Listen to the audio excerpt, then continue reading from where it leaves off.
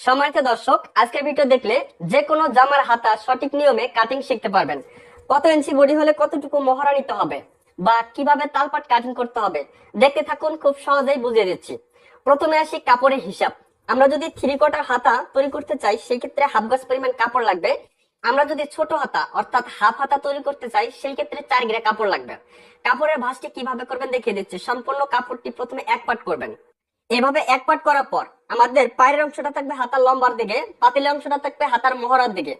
এভাবে পায়ের অংশটা রেখে আমরা এই কাপড়টিকে প্রথমে 2 পাট করে নিব। এরপরে আরেকটি ভাঁজ দিয়ে 4 পাট করতে হবে। ঠিক এভাবে ভাঁজটা দিয়ে 4 পাট করব।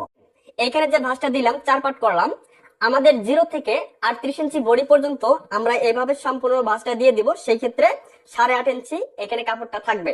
0 থেকে 38 ইঞ্চি বডি পর্যন্ত সম্পূর্ণ ভাঁজটা হবে। আমাদের যদি বডি 38 এর উপরে হয়, 38 থেকে 50 ইঞ্চি হয়, সেই ক্ষেত্রে আমাদের হাতার মহড়ায় জয়েন দিতে হবে। তার জন্য প্রথমে 2 পাট করার পর এভাবে 2 পাট করে নিব, ঠিক এভাবে। এরপরে আমাদের যদি 38 এর উপরে বডি হয় সেই ক্ষেত্রে ভাঁজটা ঠিক এভাবে দিয়ে দিব।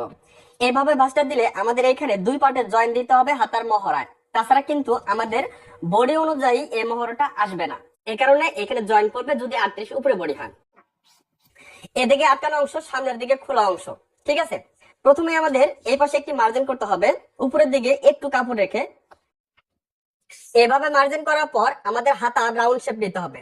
0 থেকে 30 ইঞ্চি যদি বডি হয় তাহলে আমরা 2.5 ইঞ্চি পরিমাণ নেব, অর্থাৎ 0 বাচ্চা থেকে 30 ইঞ্চি বডি পর্যন্ত 2.5 ইঞ্চি নিচে আমরা রাউন্ড শেপ করব।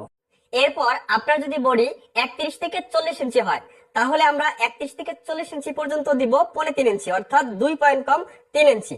ঠিক এইভাবে মার্জিন করব। এবং 41 থেকে 50 ইঞ্চি যদি বডি হয় তাহলে নিব 3 ইঞ্চি পরিমাণ, ফুল 3 ইঞ্চি নিব। ঠিক এইভাবে আমরা মার্জিন গুলো করে নিব। আমি মার্জিন করে দেখিয়ে দিচ্ছি।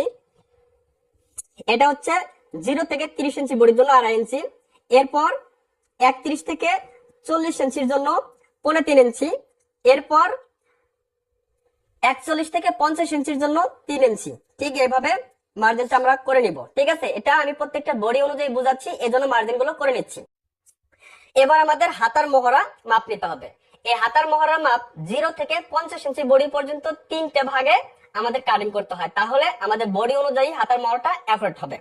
দেখেন, 0 থেকে যদি 30 ইঞ্চি আপনার বডি হয় সেই বডিকে 4 ভাগ করে 1 ভাগ নিতে হবে সেলাই সহ, ঠিক আছে। তাহলে 30 ইঞ্চি বডিকে 4 ভাগ করলে 1 ভাগ হবে 7.5। এই দাগ থেকে এই দাগ পর্যন্ত 7.5 নিব। ছোট বাচ্চার জন্য আমাদের 2.5 ইঞ্চি, অর্থাৎ এই দাগে আসবে। তাহলে 7.5 ইঞ্চি 30 ইঞ্চি বডির জন্য 7.5 ইঞ্চি। সেলাই করার পর এই হাতার মহড়াটা থাকবে কত? 6.5 ইঞ্চি। সেলাই করার পর 6.5 ইঞ্চি হাতার মহড়াটা থাকবে, ঠিক আছে।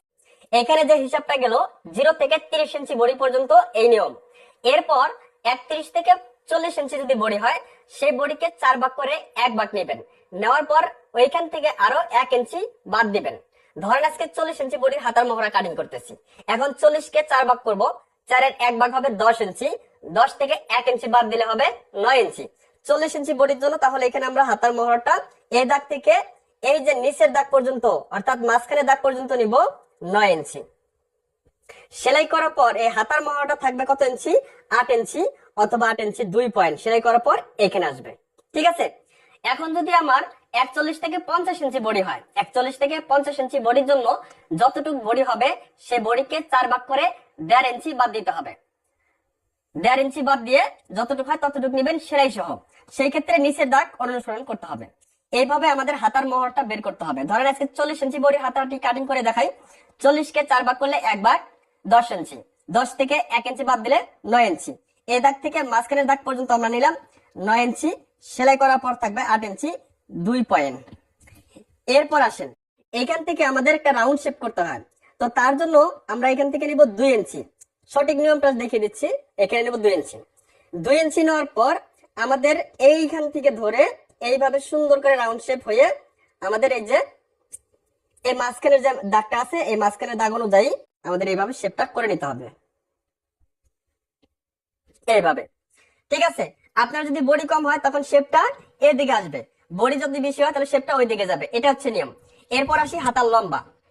হাফ গজ কাপড় দিয়ে আমরা 3/4 হাতা দিতে পারবো, অর্থাৎ সর্বোচ্চ 17 ইঞ্চি লম্বা হাতা তৈরি করতে পারবো। আর একটা 3/4 হাতা 16 অথবা 17 অথবা 18 এরকম হয়। এর দাগ থেকে আমরা হাতাটি লম্বা নিব 16.5 ইঞ্চি। 1 ইঞ্চি নিব সেলার জন্য। এরপর আসেন হাতাটির মুখের মাপ। এখানে হাতার মুখের মাপ 40 ইঞ্চি বডি হলে বেশিরভাগ ক্ষেত্রে 5 ইঞ্চি হয়ে থাকে, তাহলে 5 ইঞ্চি নিব আটকানো সাইড থেকে। এরপর সেলার জন্য এখানে 1 ইঞ্চি বাড়তি কাপড় রাখলাম। এখন আমাদের এখান থেকে শেপ গুলো টেনে নিতে হবে, দেখিয়ে দিচ্ছি। 40 ইঞ্চি বডি অর্থাৎ আমাদের এই মার্জিন থেকে প্রথমে শেপ কাটটাকে এইভাবে ধরবো, ধরে এইভাবে একটা মার্জিন করব। এরপর বাড়তি যে কাপড়টা দেখতেছেন এই বাড়তি অনুযায়ী, এখানকার বাড়তি কাপড় অনুযায়ী এইভাবে ধরে মার্জিন করব। তাহলে দেখেন হাতার শেপটা চলে আসলো। আর এইখানে দেখেন বডি বেশি হওয়ার কারণে এই জায়গাটা জয়েন পড়ছে, কারণ হচ্ছে আমাদের বডি যত বেশি হবে আমাদের মাপটা এদিকে তত বেশি হবে।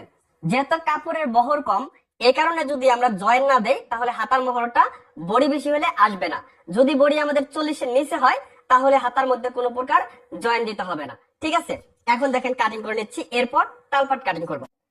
আমাদের এই দাগ থেকে উপরে 2 পয়েন্ট পরিমাণ যে কাপড়টা আছে এই কাপড় থেকে কাটিং শুরু করতে হবে।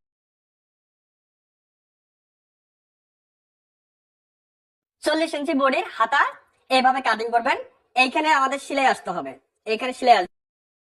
এরপরে দেখেন আমাদের হাতার 40 ইঞ্চি বডি হওয়ার কারণে এই জায়গাটার মধ্যে জয়েন পড়ছে। এই জয়েন্টটা আমাদের পিছন পাটে দিতে হবে। যেটা সামনের পার্ট সেখানে তালপাট কাটিং করব, এই কারণে সামনের পাটে জয়েন দেব না, পিছন পাটে আমরা জয়েন দেব। এই জয়েন্টের কাপড়টা এই পাশ থেকে যে কাপড়টা বের হবে সেই কাপড়টাকে এইভাবে রাখবো। রাখার পর এই কাপড়ের উপরে উঠিয়ে দিয়ে এইভাবে বসিয়ে নিয়ে আমরা জয়েন্টটা কাটিং করে নেব। দেখেন এই যে এটা হচ্ছে জয়েন্টের কাপড়, আমরা এইভাবে এই কোনাটার মধ্যে জয়েন দিয়ে দেব। তাহলে হাতার মোহরটা আমাদের বডি অনুযায়ী অ্যাকুরেট করে আমরা বের করতে পারবো। এই নিয়মে আপনারা কাটিং করবেন। এবার আসি তালপাট কিভাবে কাটিং করবেন। এটাকে আমরা এখন সরিয়ে নিচ্ছি। হাতার তালপাট কাটিং করার জন্য আমাদের যেহেতু এই পাশে জয়েন, দেখেন এখানে যেহেতু আমাদের জয়েন পড়তেছে এই কারণে এই পাশে আমরা তালপাট কাটিং করবো। আপনাদের যদি হাতায় কোনো জায়গায় জয়েন দিতে না হয় সেই ক্ষেত্রে যে কোনো এক পাশে তালপাট কাটিং করতে পারবেন। তালপাট কাটিং এর নিয়ম হচ্ছে এই মাঝখানে একটা চিহ্ন করবেন, মাঝখানে চিহ্ন করার পর এখান থেকে নেবেন 1.5 ইঞ্চি। 1.5 ইঞ্চি নেওয়ার পর ঠিক এইখান থেকে ধরে ভিতর দিকে এই যে এরকম 2 পয়েন্ট পরিমাণ অথবা 1/2 ইঞ্চি এইভাবে মার্জিন করে কাটিং করে নেবেন, তাহলে তালপাট হবে। দেখেন আমি কাটিং করে নিচ্ছি এখান থেকে, বাস এভাবে তালপাট কাটিং করবেন। এবং যে জামাটা কাটিং করবেন সেই জামার মধ্যেও তালপাট কাটিং করে ওই তালপাট আর এই তালপাট মিল করবেন। এখন কথা হচ্ছে যদি আপনি কোনো জামার সামনের গলা বড় পিছনের গলা ছোট না দেন, অর্থাৎ সামনে পিছনে সমান গলা দেন, সেই ক্ষেত্রে কিন্তু এরকম তালপাট কাটিং করা যাবে না। যদি কোনো জামায় কলার দেন অথবা সামনের গলা বড় পিছনের গলা ছোট দেন সেই ক্ষেত্রে তালপাট কাটিং করা যাবে। পিছনে সামনে সমান গলা হলে তালপাট কাটিং করা যাবে না। আশা করি বুঝতে পারছেন। আপনারা এইভাবে যদি হাতা কাটিং করতে পারেন তাহলে আপনাদের কাজগুলো অ্যাকুরেট হবে, কোনো প্রকার সমস্যা আশা করি হবে না। যদি এই ভিডিওটা ভালো লাগে অবশ্যই শেয়ার করে সবাইকে দেখার সুযোগ করে দিবেন। আর এরকম ভিডিও দেখতে চ্যানেলটিকে সাবস্ক্রাইব করে রাখবেন নতুন নতুন ভিডিও দেখার জন্য। আজকের মতো এখানে বিদায় নিচ্ছি। আল্লাহ হাফেজ।